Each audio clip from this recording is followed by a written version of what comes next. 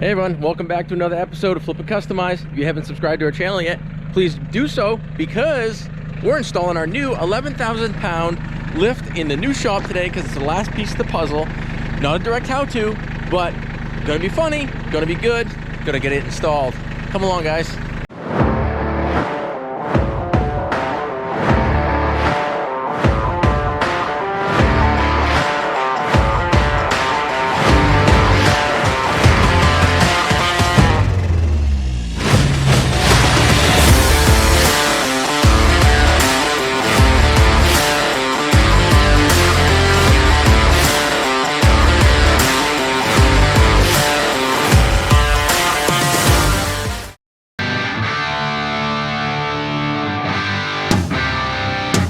All right, here it is. Here is our two-post 11,000 pound lift that we drove down. I did a little video on it, a little road trip down to New Hampshire Pro Equipment in Bow, New Hampshire to pick it up. Guys are great. They have a ton of stuff in stock. We'll be back there for a motorcycle lift for certain. But what I've done in the meantime is we've offloaded it from the trailer with the help from the neighbor. And today we're gonna be erecting it or trying to get it erected. I've already pre-run the wiring over down to the panel, so we'll have to tie it into the panel later, and into the motor on the lift itself. It is a 220. I believe it's around 13 amps. Don't quote me to that. It depends on the model you're getting. I will put the model to the unit that I got into the description so you can see it yourself. But it actually doesn't draw a ton, which is good. But it is 220, so remember that. And I believe it's going to run a 220, 20 amp. Two-pole breaker. But anyway, we're gonna lay it out. My other lift in the other shop was about 11 feet from the door entry, and it's not in enough. So this one, being the shop is bigger, deeper, wider, we're gonna go in almost 3 feet further and come away from the wall a little more to cheat this bay over here. But I think that's gonna give us a ton of room because I'm only putting one lift in the shop because we do a ton of fabrication, so I don't need more than one. So my buddy Steve's coming over, and I believe my dad is coming over as well, so we're gonna have a good time and get this thing installed. All right, my buddy Steve just showed up, so we got some extra help here today, which is great. We're just kind of laying it out on the floor to kind of get an idea where it's gonna sit. And like I said, my other one was 11 feet from the door. We went into 14 feet on this one, so 3 feet further, and the other one was about 16 inches. This is to the outside of the lift itself. And we went all the way to 3 feet, so plenty of room to work around it, all the way around the lift. So what we're gonna do now is get it unpackaged and get the tractor in here and set the two posts off to the side. Do yourself a favor, these things weigh a lot. This is like 1,800 pounds, so you're gonna need a lot of friends or a piece of equipment to maneuver around with these things. So just a little heads up. All right guys, big announcement. My dad's here and he's in a YouTube video and doesn't even know it, but that's too bad. So.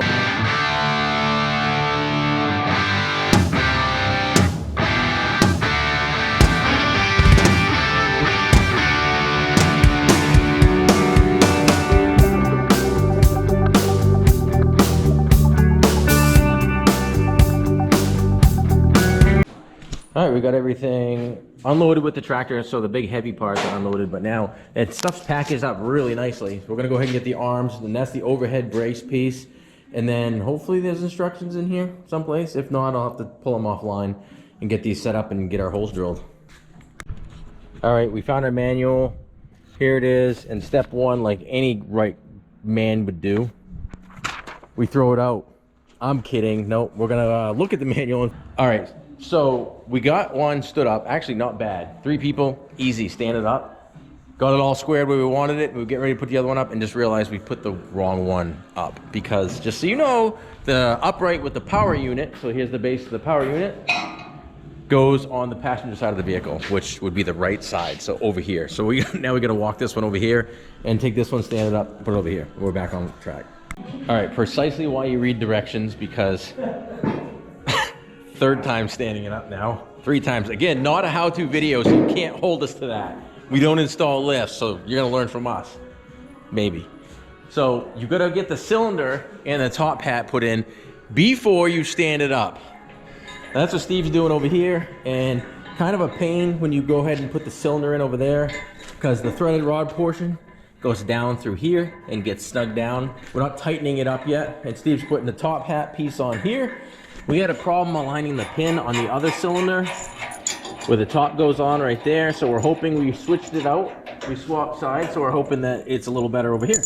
We'll give that a shot. All right, so the other side was the same problem. It was actually, I think it's the top hat or our cylinder. One of the two is bored out of alignment. So what we got to do is actually shave almost 1/8 of an inch off the bottom of this hole, egg it out, which kind of sucks, but you do what you got to do to make things fit. So we'll get that done and move on. All right, so we got both our posts up and the stuff assembled that should have been assembled before we stood them up. So third time's the charm. It's squared to the wall, it's squared to the door, and we got 134 and 5/8 between the rear holes. Again, nothing's drilled yet. We're gonna go ahead and just lightly get the top bar assembled and put in place before we drill and shim and whatnot for the bottom. So we are getting close. The heavy lifting is done, I think, right? I hope. All right, we had a quick energy break pizza. As you can see from there, the uprights are up. So now we're gonna go ahead and assemble the top brace with the safety strap, set it on the staging that we have. Not necessary, but definitely helpful if you have it, and get that in place. Then we'll go ahead to the lagging portion. All right, we found our second problem, and that's the wiring to this limit switch. First of all, it does not come with any wiring besides these two little cut-off pigtails. So note to self, you need wiring. Us, we had an extra cord laying around, so we're able to do it with that. So it doesn't come with any of that, so be aware. Second of all, the way they have this thing wired is you're actually putting your full load of the motor through this switch, which seems a little off. But anyway, we're gonna get this bar installed now, because that's where we're at. All right, we're ready to start anchoring. We got our 3/4 inch concrete bit. You're gonna need a hammer drill, a good one to do that, and shim as required to get these things absolutely plumb in both directions, which we have done already. So we're gonna go ahead and get these things drilled in fast motion, so it'll take like 10 seconds to drill these holes.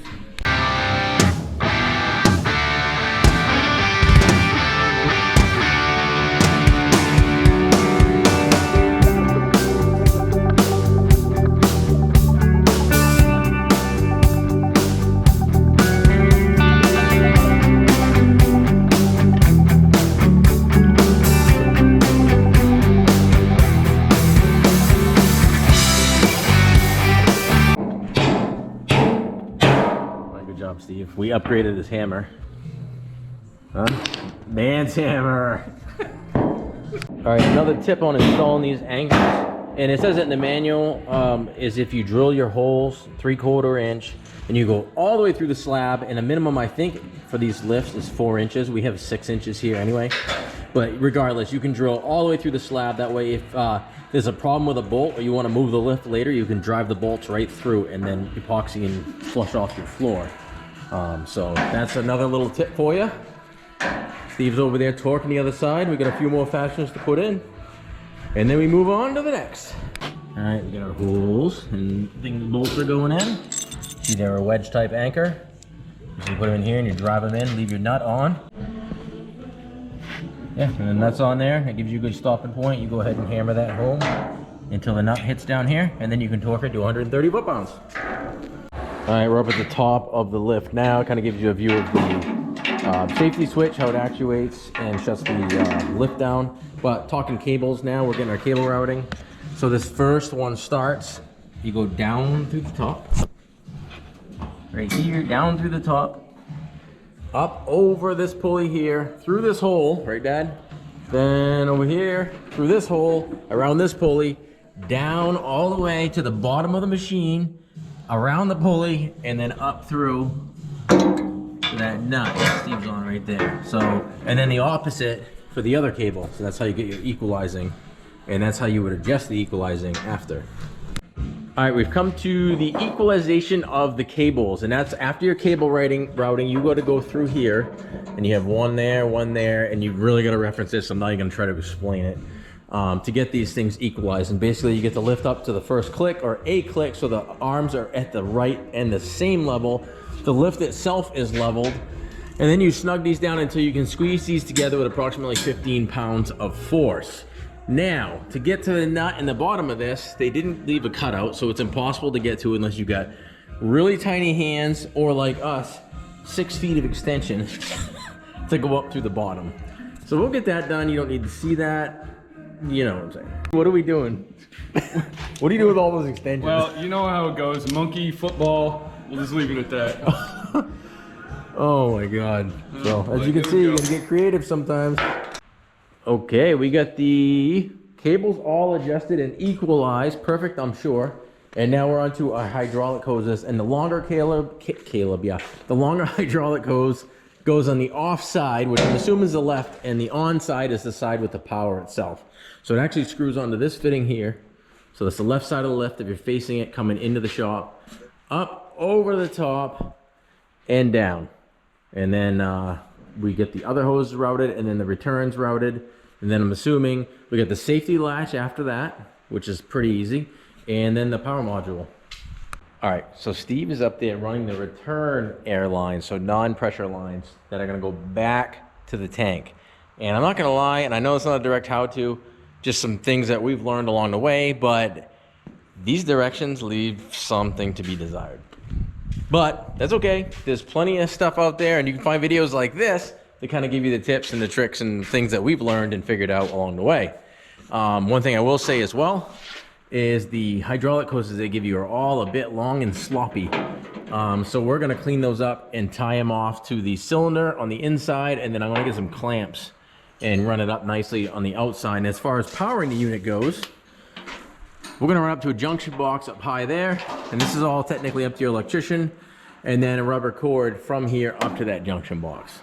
So as you can see, we're getting close now. Once the return line's in, we gotta do the safety cable for the latch system, which goes over there to your arm that you push in on to release the latches, and then routes over the top down into here.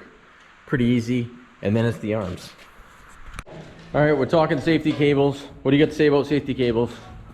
Safety cables. Perfect. So pretty self-explanatory. It doesn't say a whole lot in the book and the instructions, but again, it's pretty self-explanatory. You put a bracket with a pulley on here, one at the top, another one on the other side. You loop it around the pulley, lock it in over here, and come around to this side. And you, again, pulley up at the top, come down through here into the handle that you've screwed on, lock it there, and that's your lever that you pull to release and let the arms go down. So a couple more connections, then we put the little covers on those and the legs on it, and all that'll be left is some wiring and fill it with fluid.